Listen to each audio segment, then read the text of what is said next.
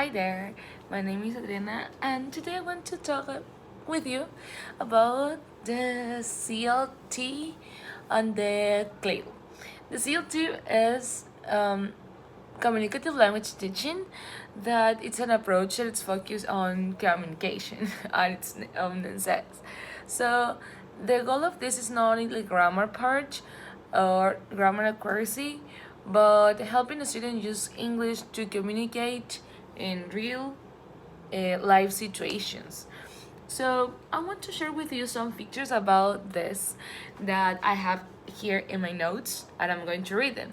The first one is the students interact a lot of through pair work and group work. Yes, because in these activities they exchange information, and also why not they are the teachers could ask them to talk about daily situations or actions that they do, or maybe here the teacher give them prompt. So yeah, it could be. Also says the teacher acts as a facilitator, not just a lecturer. Correct, because in this case, as I mentioned before, the teacher help and also give them viewpoint or topics that they have to develop. Next one says activities are based on real life situation. Yes, like ordering food, asking for directions, or giving opinions. Yeah.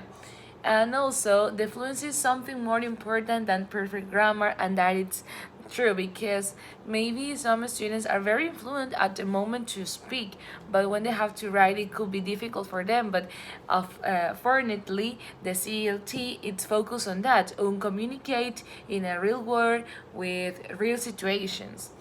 So, um, on the other hand, we have the CLIL. What is CLIL? CLIL is content and language integrated learning. Basically, here's when you teach a subject, but in English.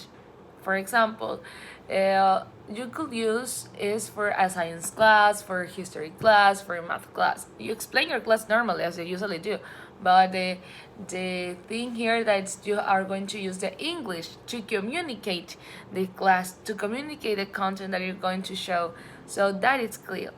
And also have some pictures about this. The first one says integration of content and language. Yes, for example, you are going to teach about plants. Yeah, could be the plants. So you talk about the plants, the whole class, the content.